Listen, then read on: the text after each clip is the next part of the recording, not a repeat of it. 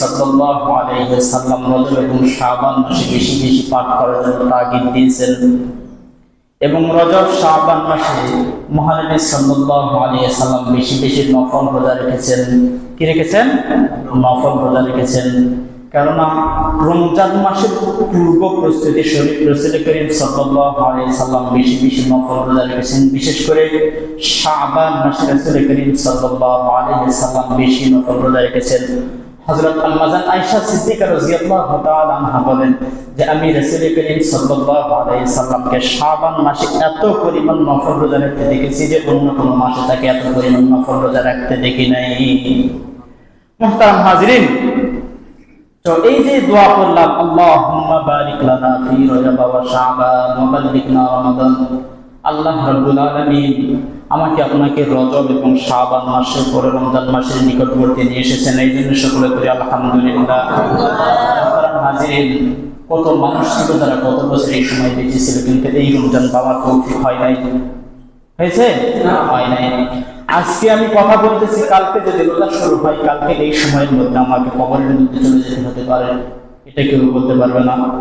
তো মহানবী সাল্লাল্লাহু আলাইহি ওয়াসাল্লাম দোয়া শিখিয়েছেন আল্লাহুম্মা বারিক লানা ফি রজব ওয়া শাবান ওয়া বাল্লিগনা রমাদান। কেউ যদি রজব এবং শাবান মাসে এই দোয়া বেশি বেশি পাঠ করে, মহানবী সাল্লাল্লাহু আলাইহি ওয়াসাল্লাম বলে যে সেই ব্যক্তি 11 মাস কনফার্ম হায়াত পায়। কয় মাস? 11 মাস কনফার্ম হায়াত পায়। 11 মাস। কিভাবে 11 মাস? এই দোয়ার মধ্যে দুইটা মাসের কথা উল্লেখ আছে, আল্লাহুম্মা বারিক লানা ফি রজব ওয়া শাবান। এই দোয়াটা রজব মাসেও করতে বলেছেন এবং শাবান মাসেও করতে বলেছেন। তাহলে আমি আপনি যখন রজব মাসে দোয়া করি আল্লাহুম্মা বারিক লানা ফি রজব ওয়া শাবান ওয়া বাল্লিগনা রমাদান, রজব মাসেরটা ঠিক আছে, কিন্তু যখন শাবান মাস আসে শাবান মাসেই কিন্তু আমি রজব মাসের কথা বলতেছি। মুহাদ্দিসিনে কেরাম হাদিসের মধ্যে এই দোয়াটির ব্যাখ্যা করেছেন যে এই যে শাবান মাস আসার পরে আমি যখন আবাদ করি আল্লাহুম্মা বারিক লানা ফি রজব ওয়া শাবান ওয়া বাল্লিগনা রমাদান, এই যে এই রমজান যাওয়ার পরে আবার সামনে বছর যে রমজান মাস আসছে ওই রমজান বলতে আল্লাহ রাব্বুল আলামিন আমাকে আপনাকে হায়াত দান করবেন। সুবহানাল্লাহ। কথা বুঝাইতে পারছি? এই যে দুইটা মাসের কথা উল্লেখ করছে দোয়ার মধ্যে আল্লাহুম্মা বারিক লানা ফি রজব ওয়া শাবান ওয়া বাল্লিগনা রমাদান। তা আমি তো রজব মাসের কথা বলতেছি, শাবান মাসের কথা বলতেছি, কিন্তু শাবান মাস আসার পরে আমি তো বিগত মাসের অতীত যে মাস চলে গেছে সেই মাসের কথা আবার বলতেছি। তো আল্লাহ রাব্বুল আলামিন এই যে শাবান মাসের মধ্যে আবার যে রজব মাসের দোয়া পাঠ করলাম, এই শাবান মাসের মধ্যে রজব মাসের কথা বলতে আল্লাহ রাব্বুল আলামিন আগামী আরেক বছর কনফার্ম হায়াত আমাকে আপনাকে আল্লাহ রাব্বুল আলামিন দান করেন। আরেক মুহাদ্দিসিনে কেরামরা হাদিসের এই ব্যাখ্যার মধ্যে উল্লেখ করেন যিনি কোনো কারণে তার হায়াত যদি শেষ হয়ে যায় আল্লাহ রাব্বুল আলামিন কোনো কারণে যদি তাকে দুনিয়া থেকে নিয়েও যান, কবরে যাওয়ার পরে মহান রাব্বুল আলামিন তাকে ওই 11 মাস বেঁচে থাকার কারণে যেই সমস্ত আমল করতে ওই অগ্রিম আমলনামা তার হায়াতের মধ্যে লিখে দেন। সুবহানাল্লাহ।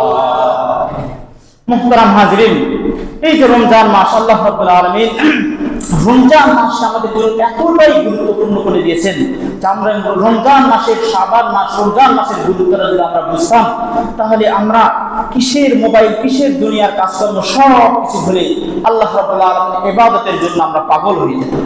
মুহতারাম হাজিরিন, আল্লাহ রাব্বুল আলামিন কোরআনে পাকের মধ্যে বলেন ইয়া আইয়ুহাল্লাযীনা আমানু কুতিবা আলাইকুমুস সিয়াম কামা কুতিবা আলাল্লাযীনা মিন ক্বাবলিকুম লাআল্লাকুম তাত্তাকুন।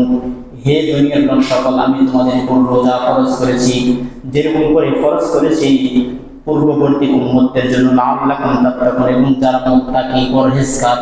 মুহতারাম হাজিরিন, আল্লাহ রাব্বুল আলামিন কোরআনে পাকের মধ্যে বলেছেন শাহরুর রমাদানাল্লাযী উনজিলা ফীহিল কোরআন, এবং এই রমজান মাসের মধ্যে আমি আল্লাহ রাব্বুল আলামিন দুনিয়ার মধ্যে সর্বশ্রেষ্ঠ কিতাব মহাগ্রন্থ আল কোরআন আপনাদের জন্য দান করেছি। সুবহানাল্লাহ। মুহতারাম হাজিরিন, এই যে দুনিয়ার মধ্যে সবচাইতে সর্বশ্রেষ্ঠ কিতাব দামি কিতাব কোরআন, এই কোরআনকে আল্লাহ রাব্বুল আলামিন যখন তৈরি করেন এই কোরআনের ভার আল্লাহ রাব্বুল আলামিন পাহাড়কে বলেছেন পাহাড় তুমি কি কোরআনের দায়িত্ব নিতে পারবে? পাহাড় বলেছে আল্লাহ আমি মাপ চাই, এত দামি কোরআন এত ভার এই এত বড় কোরআনের দায়িত্ব আমি নিতে পারবো না আল্লাহ, আমি অপারগ, আমি ছোট, আমি কোরআনকে নিতে পারবো না। সাগরকে বলেছে, সাগর অস্বীকার করেছে, আমি কোরআনের ভার নিতে পারবো না। হ্যাঁ, তারপরে বাতাসকে বলেছে, আকাশকে বলেছে, জমিনকে বলেছে, সবাই অস্বীকার খেয়েছে। শেষ পর্যন্ত এই কোরআনের দায়িত্ব আল্লাহ রাব্বুল আলামিন কাদেরকে দিয়েছেন? আমাদেরকে দিয়েছেন, ইনসানকে দিয়েছেন। মুহতারাম হাজরিন, আল্লাহ রাব্বুল আলামিন কোরআনে পাকের 30 নম্বর সূরা সূরাতুল ইনফিতারের 6 নম্বর আয়াতের মধ্যে বলেন, ইয়া আইয়ুহাল ইনসানু মা গাররাকা বিরাব্বিকাল কারীম, ইয়া আইয়ুহাল ইনসানু মা গাররাকা বিরাব্বিকাল কারীম। হে দুনিয়ার সকল, তোমাকে দুনিয়ার কোন কাজ আল্লাহ রাব্বুল আলামিনের কাছ থেকে ধোঁকায় ফেলে রাখলো? الذي خلقك فسواك فعدلك الذي خلقك فسواك فعدلك في أي سورة ما شاء ركبك في أي سورة ما شاء ركبك। তুমি কি তোমার নিজের চেহারার দিকে দেখো না? কত সুন্দর করে আমি আল্লাহ রাব্বুল আলামিন তোমাকে চোখ দান করেছি, নাক দান করেছি, কান দিয়েছি। আমি আপনি যদি ঢাকা চট্টগ্রাম মহাসড়ক সারাদিন অবরোধ করে আন্দোলন করি, আমাকে কেউ একটা চোখ দান করতে পারবে না, কেউ একটা চোখ সৃষ্টি করে দিতে পারবে না। আমি আপনি যদি পুরো ঢাকা শহর অবরোধ করে ফেলি, কেউ আমাকে একটা কান দান করতে পারবে না। কিন্তু আমি আপনি আল্লাহ রাব্বুল আলামিনের কাছে কোন রকম দরখাস্ত ছাড়াই আল্লাহ রাব্বুল আলামিন আমাকে আপনাকে এত সুন্দর জিনিস দান করেছেন। তা সত্ত্বেও তুমি কোন কারণে আল্লাহ রাব্বুল আলামিনের কাছ থেকে, দুনিয়ার কোন কাজ তোমাকে আল্লাহ রাব্বুল আলামিনের কাছ থেকে দূরে নিয়ে ধোঁকায় ফেলে রাখলো? আহা, এই কথার অর্থ কত গভীর। আল্লাহ রাব্বুল আলামিন ইনসানদেরকে উদ্দেশ্য করে বলে, ইয়া আইয়ুহাল ইনসানু মা গাররাকা বিরাব্বিকাল কারীম। গাররাকা শব্দের অর্থ ধোঁকায় ফেলে রাখলো। দুনিয়ার কোন কাজ তুমি আমি আল্লাহর কাছ থেকে তোমাকে দূরে সরে নিয়ে গেল? মুহতারাম হাজরিন, এই জন্য আমরা আল্লাহ রাব্বুল আলামিন আমাকে আপনাকে দুনিয়ার মধ্যে কাজকর্ম করতে বলেছেন, হ্যাঁ সেটা হালাল উপায়ে, দুনিয়ার মধ্যে উপার্জন করতে বলেছেন সেটা হালাল উপায়ে। কিন্তু যখন আল্লাহর রাগ করে যায়, তখন অবশ্যই আল্লাহর ডাকে আমাকে আপনাকে কি করতে হবে? সাড়া দিতে হবে। মুহতারাম হাজরিন, এই যে কোরআন পাকের সূরাতুল ইনফিতারের 6 নম্বর আয়াতের মধ্যে আল্লাহ রাব্বুল আলামিন ইয়া আইয়ুহাল ইনসানু মা গাররাকা বিরাব্বিকাল কারীম, কারীম শব্দের অর্থ যে আল্লাহ রাব্বুল আলামিন এই কারীমের ব্যাখ্যা করেছেন মুহাদ্দিসিনে কেরাম, মুফাসসিরিনে কেরাম, যে আল্লাহ রাব্বুল আলামিন এমনই এক সত্তা যে যিনি না চাইতেই তিনি দেন, না চাইতেই তিনি আমাদেরকে সবকিছু দিয়েছেন। ছোট্ট একটা উদাহরণের মাধ্যমে বলি, সন্তান যদি মারা যায়, দুনিয়াতে যদি সন্তান মারা যায়, কবর পর্যন্ত ওই মাইয়তের পিতা অথবা আত্মীয় স্বজন, ভাই, চাচা তারা যেতে পারে, কিন্তু ওই মাইয়তকে দাফন করার জন্য মা কি কবর পর্যন্ত যেতে পারে না। মা কবর পর্যন্ত যেতে পারে না। এটা ইসলামে অনুমতি নাই, হাদিসে অনুমতি নাই, কোরআনে অনুমতি নাই। মুহতারাম হাজরিন, কেন যেতে পারে না? মুহাদ্দিসিনে কেরাম এবং মুফাসসিরিনে কেরাম এই যে কেন যেতে পারে না, এই হাদিস এবং এই আয়াতের ব্যাখ্যা বিশ্লেষণ করে দেখেছেন যে কোন সন্তান যখন মারা যায়, সেই সন্তানকে দাফন দেওয়ার জন্য, কবর দেওয়ার জন্য সন্তানকে বাবা নিজ হাতে কবর পর্যন্ত নামাইতে পারে, কিন্তু কোন মাকে নামাইতে পারে? কেন পারে না? এই হাদিসের এই যে আয়াতের ব্যাখ্যার মধ্যে এসেছে যে দুনিয়ার মধ্যে এমন কোন মা নাই যে মা তার সন্তানকে কবরে রাখার পরে ওই মা জীবিত অবস্থায় কবর থেকে উঠতে পারবে। ওই মা জীবিত অবস্থায় কবর থেকে উঠতে পারবে। হাজিরিন, এমন কোন নজর নাই যে কোন মা যদি নিজ সন্তানকে কবর পর্যন্ত নামায়, ওই মার জীবনে কি করতে পারবে না? কবর থেকে জীবিত অবস্থায় উঠতে পারবে না। মাও সন্তানের সাথে মারা যায়, একই কবরে দাফন হয়ে যাবে। মুহতারাম হাজিরিন, এই যে এই কথা দ্বারা বোঝাইতেছে যে আল্লাহ এবং আল্লাহ রাসূলের পরে আমাদের কাছে সবচেয়ে আপনজন কে? মা এবং বাবা। বাবার মধ্যেও হয়, কিন্তু বাবার মধ্যে আল্লাহ রাব্বুল আলামিন এতটুকু ধৈর্য শক্তি দিয়েছেন, তিনি তার সন্তানকে কবর দিয়ে,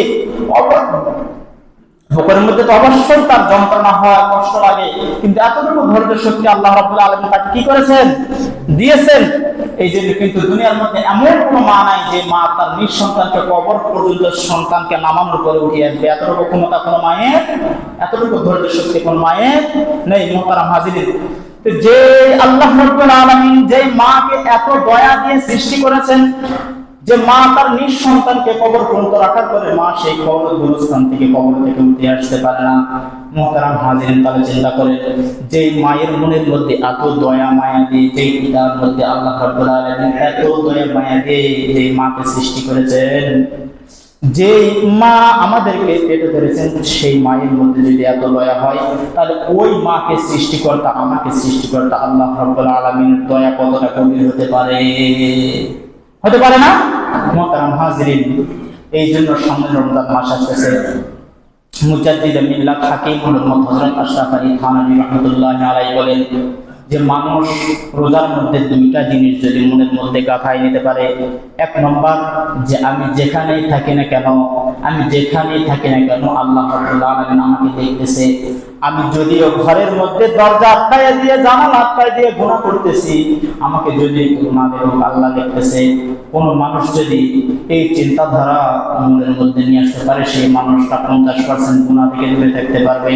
মুহতারাম হাজিরিন, আমি আপনি যখন ঘরের দরজা আটকায় দিয়ে কোনো টিভি, গান, নাচ, সিনেমা ইত্যাদি দেখি, গুনাহের কাজে লিপ্ত থাকি, ওই মুহূর্তের মধ্যে আল্লাহ রাব্বুল আলামিন আমাকে আপনাকে ওই যে দরজার নিচ দিয়ে অল্প একখানা ফাঁক আছে, জানালার উপর দিয়ে অল্প একটু ফুটা আছে, ওই ফুটার মধ্যে দিয়ে অক্সিজেন পাঠায় আল্লাহ রাব্বুল আলামিন ওই গুনাহের অবস্থায় আল্লাহ রাব্বুল আলামিন আমার উপর, আপনার উপর রহমত বর্ষিত করে। মুহতারাম হাজিরিন, কোন একটা মানুষ যখন গুনাহের অবস্থার মধ্যে থাকে, যে মানুষ একটা গোপন জায়গার মধ্যে, গোপন কক্ষের মধ্যে সে একটা গুনাহের কাজের মধ্যে লিপ্ত আছে, জেনার কাজের মধ্যে লিপ্ত আছে, ওই অবস্থায় যদি 2 মিনিট 5 মিনিটের জন্য যদি আল্লাহ রাব্বুল আলামিন তার অক্সিজেন বন্ধ করে দেয়, সেই মানুষ কি বাঁচতে পারবে? পারবে না। আছে দেখেন সেই দয়াময় আল্লাহ রাব্বুল আলামিন কতটা দয়া তার মধ্যে, কতটাই তার মধ্যে রহমত। এই জন্য আল্লাহ রাব্বুল আলামিন বলেন, ইয়া আইয়ুহাল ইনসানু মা গাররাকা বিরাব্বিকাল কারীম, হে মানুষ, তোমাকে দুনিয়ার কোন কাজ আমার কাছ থেকে ধোকায় ফেলে রাখলো? আল্লাযী খালাকাকা ফাসাওয়াকা ফাআদালাক ফি আইয়ি সূরাতিন মা শাআ রাক্কাবাক। তুমি কি তোমার নিজের চেহারার মধ্যে দেখো না আমি কত সুন্দর করে তোমাকে সৃষ্টি করেছি, সৃষ্টির সেরা হিসেবে তৈরি করেছি। ওয়ালাকাদ কাররামনা বনি আদম, ওয়ালাকাদ কাররামনা বনি আদম, বনি আদমকে আল্লাহ রাব্বুল আলামিন ওয়ালাকাদ কাররামনা শব্দের অর্থ সম্মানিত, অতি সম্মানিত। মুহতারাম হাজিরিন, আল্লাহ রাব্বুল আলামিন শুধু আমাদেরকে সম্মানিত করেই সৃষ্টি করেন নাই, একটা আছে যে আমি আপনি সম্মানিত হওয়ার পর একটা চেয়ারে বসেছি না, আল্লাহ রাব্বুল আলামিন আমাকে আপনাকে সুন্দর করে তৈরি করার আগেই সম্মানিত দামি চেয়ারের মধ্যে বসে রেখেছেন। কিভাবে? আল্লাহ রাব্বুল আলামিন সূরাতুত তিনের মধ্যে বলেন, লাকাদ খালাকনাল ইনসানা ফি আহসানি তাকওয়িম, লাকাদ খালাকনাল ইনসানা ফি আহসানি তাকওয়িম, আমি মানুষকে চাঁদের চাইতে সুন্দর করে সৃষ্টি করেছি। তাকওয়িম অর্থ চাঁদ, তাকওয়িম অর্থ চাঁদ। লাকাদ খালাকনাল ইনসান, আমি মানুষকে সৃষ্টি করেছি আহসান, সুন্দর করে, ফি আহসানি তাকওয়িম, চাঁদের চাইতেও। এবং মানুষকে আমি শুধু সুন্দর চেহারা দিয়েই সৃষ্টি করি নাই, আমি মানুষকে যত সৃষ্টিকুল আছে সব সৃষ্টিকুলের মধ্যে সর্বশ্রেষ্ঠ সৃষ্টিকুল হিসেবে তৈরি করেছি। সুবহানাল্লাহ। মুহতারাম হাজিরিন, এই জন্য আমি গতকাল একটা বইয়ের মধ্যে দেখলাম যে আমরা কালকে থেকে আল্লাহর রহমতে, আল্লাহ যদি আমাদের তৌফিকে রাখে, আমরা রমজান মাস পাবো ইনশাআল্লাহ। তো এই যে রমজান মাস আসছে, রমজান মাসের কিছু শর্ত আছে, 7টা শর্ত আছে। বইয়ের মধ্যে দেখলাম যে তিনি সুন্দরভাবে 7টা শর্তের কথা উল্লেখ করেছেন।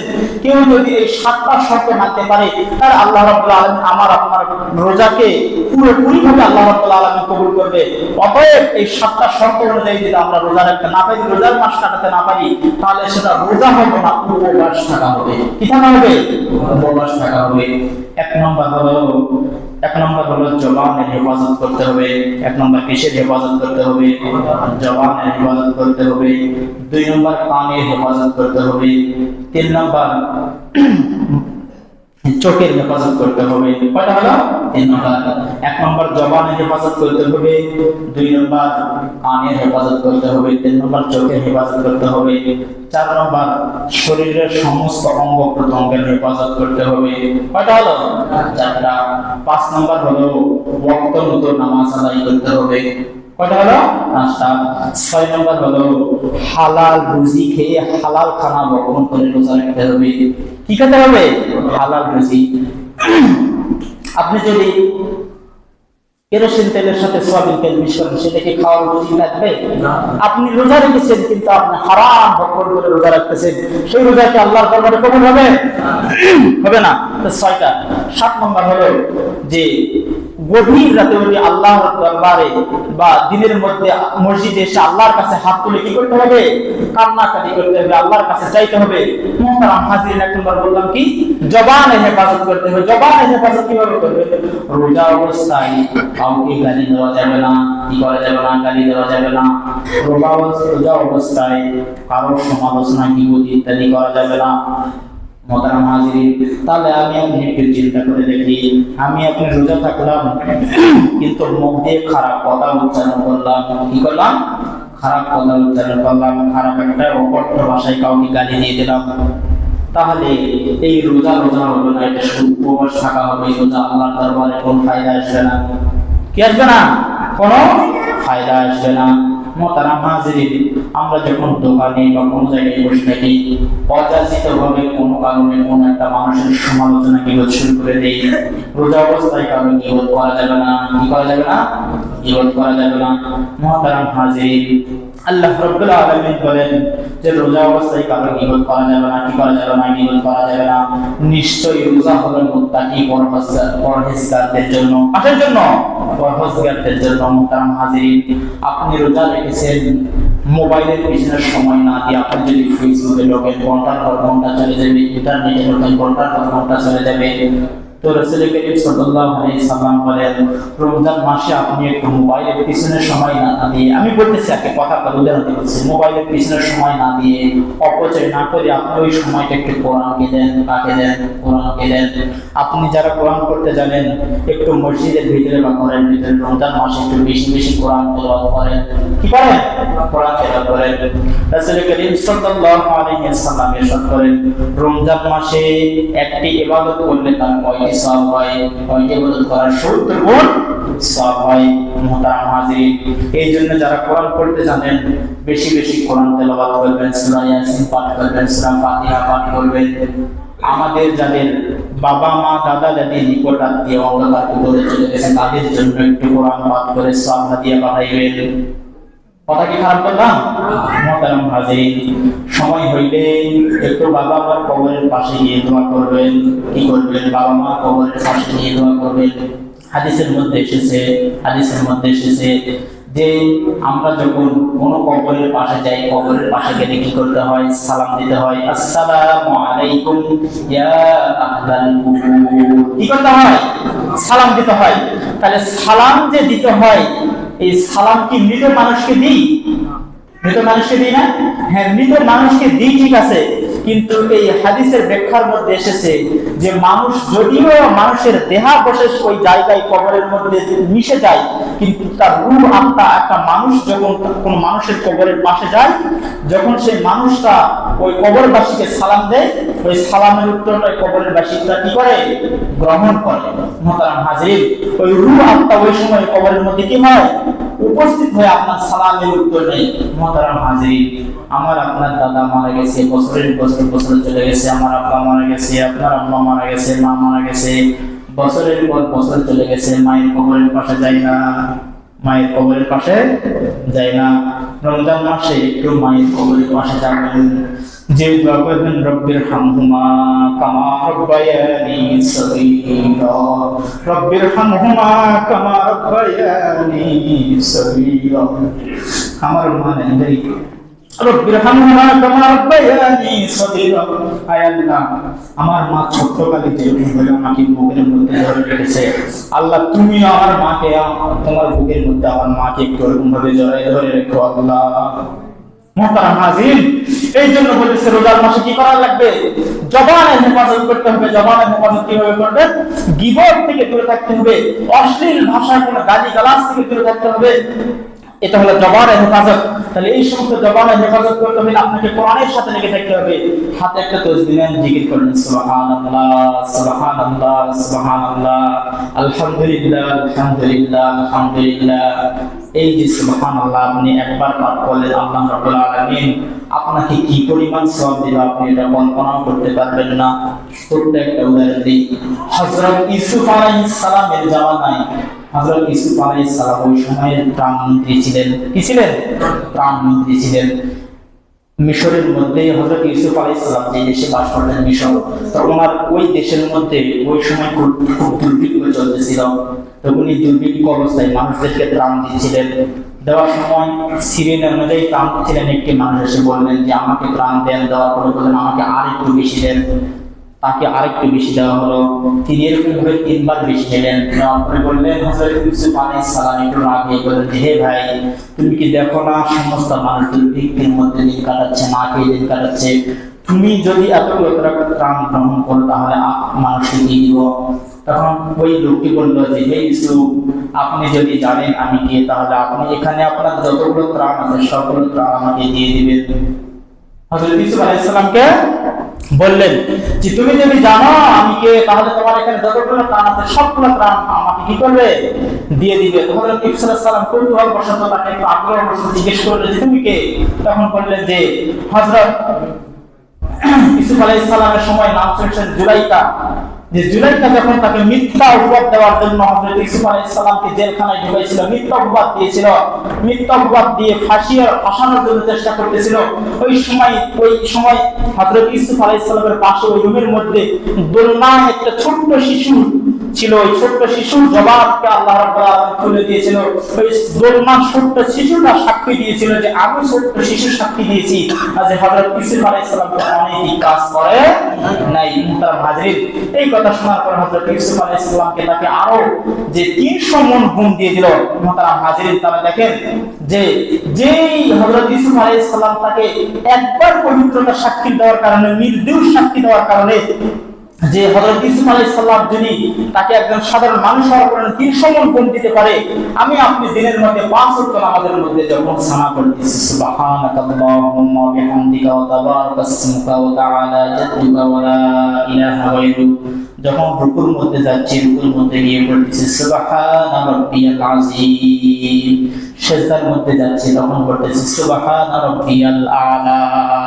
তাহলে চিন্তা করে দেখেন, দিনের মধ্যে সুন্নাত পড়তেছি, নফল পড়তেছি, ফরজ করতেছি, 5 ওয়াক্ত নামাজ পড়তেছি, 5 ওয়াক্ত নামাজের মধ্যে কতগুলো রুকু সিজদা করতেছি, সবগুলো রুকু সিজদার মধ্যে আমি আপনি সুবহানাল্লাহ সুবহানাল্লাহ আল্লাহ তাআলার পবিত্রতার সাক্ষ্য দিচ্ছি। তাহলে এই যে পুরা দুনিয়া আকাশ ব্রহ্মাণ্ড যত কিছু আছে, যত গ্রহ নক্ষত্র আছে, সব কিছুর মালিক আল্লাহ রাব্বুল আলামিনকে পবিত্রতার সাক্ষ্য দেওয়ার জন্য সেই আল্লাহ রাব্বুল আলামিন আমাকে আপনাকে কিভাবে পুরস্কার করতে পারে? সুবহানাল্লাহ। মুহতারাম হাজিরিন, তারা বললাম কি রোজা, যে আমরা যে রোজা রাখবো, রোজাকে পরিপূর্ণভাবে সঠিকভাবে পালন করার জন্য কয়টি শর্ত? 7টি শর্ত। 1 নম্বর শর্তটি হলো নিজের জবানকে হেফাজত করতে হবে। 2 নম্বর হলো চক্ষু কানকে হেফাজত করতে হবে। মুহতারাম হাজিরিন, আমি রোজা রেখেছি কিন্তু কানের মধ্যে ইয়ারফোন লাগিয়ে দিয়ে অশ্লীল গান শুনতেছি, খারাপ কোনো কথা শুনতেছি, তাহলে আমার আপনার রোজা কি হয়ে যাবে? বৃথা চলে যাবে। 3 নম্বর হলো যে চোখ হেফাজত করতে হবে। আমি চোখ দিয়ে মহিলাদের দিকে তাকিয়ে আছি, বেগানা নারীদের দিকে তাকিয়ে আছি, টিভি দেখতেছি, সিনেমা দেখতেছি, গান দেখতেছি, অশ্লীল কোনো খারাপ কিছু দেখতেছি, তাহলে সেই রোজা কি আমার শুধু নামেই রোজা হবে, আল্লাহ রাব্বুল আলামিনের কাছে সেই সমস্ত রোজা কি আসবে না, কোনো কাজে আসবে না। মুহতারাম হাজিরিন, 4 নম্বর হলো যে 5 ওয়াক্ত নামাজ কি করতে হবে? জামাতের সহিত আদায় করতে হবে। আমি আপনি রোজা রাখলাম কিন্তু নামাজ যে সর্বশ্রেষ্ঠ যে ইবাদত, হাদিসের মধ্যে এসেছে আউয়ালু মা ইউহাসাবু বিহিল আবদু ইয়াওমাল কিয়ামাতিস সালাহ, কিয়ামতের দিন আল্লাহ রাব্বুল আলামিন সর্বপ্রথম কিসের হিসাব নেবেন? নামাজের হিসাব নেবেন। আমি রোজা রাখলাম কিন্তু নামাজটা পরিপূর্ণভাবে আদায় করলাম না, তাহলে সেই রোজা কি হবে? আমার শুধু উপবাস থাকাই হবে, রোজা কি আসবে না, কোনো কাজে আসবে না। 5 নম্বর হলো হালাল রুজি ভক্ষণ করে রোজা রাখতে হবে। মুহতারাম হাজিরিন, আমি আপনি রোজা রাখতেছি কিন্তু কোন সুদের টাকা, কোন ঘুষের টাকা আমার মধ্যে চলে গেলে তার সেই রোজা কি শুধু নামেই রোজা হবে, উপবাস থাকা হবে। এই রোজা আল্লাহর দরবারে কি আসবে না, কোনো কাজে আসবে না।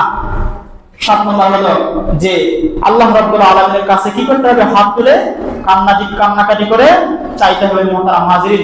এই যে 7টা শর্তের কথা বললাম, এই 7টা শর্ত অনুযায়ী যদি আমরা চলতে পারি, আল্লাহ রাব্বুল আলামিন আমাদের রোজাকে পরিপূর্ণভাবে কি করবেন? কবুল করবেন। মোহতারাম হাজিরিন, আমরা এই 7টা শর্ত অনুযায়ী চলতে পারবো তো ইনশাআল্লাহ? ইনশাআল্লাহ। মোহতারাম হাজিরিন, আল্লাহ রাব্বুল আলামিন আমাকে আপনাকে এই যে রমজান মাসে যে আল্লাহ রাব্বুল আলামিন রমজান মাসকে আমাদের জন্য বোনাস স্বরূপ দিয়েছেন। কি স্বরূপ? বোনাস স্বরূপ। আমরা সারা বছর তো ইবাদত করবই, সারা বছর ইবাদত করব, রমজান মাসের মধ্যে একটা ইবাদত করার কারণে 70টা ইবাদত করার সওয়াব হয়। তাহলে আমরা যদি এক মাসের ইবাদত হিসাব করি, 70 মাস ইবাদতের সওয়াব আল্লাহ রাব্বুল আলামিন আমাদেরকে কি করেন? দান করেন। মুহতারাম হাজিরিন, আমি আপনি যদি চিন্তা করি যে রমজান মাস এক মাস ইবাদত করে যদি 70 মাস ইবাদতের সওয়াব পেয়ে যাই, তাহলে 12 মাস ইবাদত না করলে কি হয়েছে? 12 মাস যদি বিয়োগ করে দিই আরো তো অনেক জমা থেকে যায়। মুহতারাম হাজিরিন, না, এরকম করা যাবে না। হ্যাঁ, আমি আপনি যদি একটা কোম্পানির আন্ডারে চাকরি করি, আমি আপনি একটা সরকারের আন্ডারে চাকরি করি, হ্যাঁ, সেই কোম্পানি বা সরকারের যেই বেতন বোনাস আমাকে দেওয়া হয়, সেটা কি কারণে? এমনি এমনি কি বোনাস দেওয়া হয় না? তুমি 12 মাস খেটেছি, এই কারণে এই একটা মাস সামনে ঈদের কারণে এই মানে চাকরিটার মধ্যে 12 মাস লেগে থাকার কারণে বোনাসটা দেওয়া হয়, নাকি আপনি 12 মাস ঘরে বসে থাকলেন বোনাসটা এমনি দেওয়া হয়? না, দেওয়া হয় না। এই জন্য আমি আপনাকে আল্লাহ রাব্বুল আলামিন আমাকে আপনাকে 12 মাসই ইবাদতের মধ্যে লেগে থাকতে হবে, কিন্তু আল্লাহ রাব্বুল আলামিন এই রমজান মাসটা আল্লাহ রাব্বুল আলামিন আমাদের জন্য বোনাস স্বরূপ বানাইছেন। যে রমজান মাসকে যদি আমরা পরিপূর্ণভাবে কাজে লাগাইতে পারি, তাহলে আল্লাহ রাব্বুল আলামিন আমাকে আপনাকে পরিপূর্ণ কামিয়াবি হওয়ার তৌফিক দেন। সকলে আল্লাহুম্মা আমিন। আল্লাহ রাব্বুল আলামিন আমাকে আপনাকে সকলকে রমজান মাস পরিপূর্ণভাবে হক আদায় করে বেশি বেশি আমল করে কোরআন তেলাওয়াতের মাধ্যমে এবং হালাল রুজি ভক্ষণের মাধ্যমে, চোখের হেফাজতের মাধ্যমে, গীবত শিকায়তের হেফাজতের মাধ্যমে, হ্যাঁ, কানের হেফাজতের মাধ্যমে এবং 5 ওয়াক্ত নামাজ যেন আমরা রোজা থেকে 5 ওয়াক্ত যে নামাজ যেন আমরা মসজিদে এসে আদায় করতে পারি এবং আল্লাহর কাছে কান্নাকাটি করে যেন চাইতে পারি। মুহতারাম হাজিরিন, এরকম ভাবে যেন আল্লাহ রাব্বুল আলামিন আমাকে আপনাকে রমজান মাস কাটানোর তৌফিক দান করেন। সকল বলেন আল্লাহুম্মা আমিন। ওয়া আখিরু দাওয়ানা আলহামদুলিল্লাহি রাব্বিল আলামিন।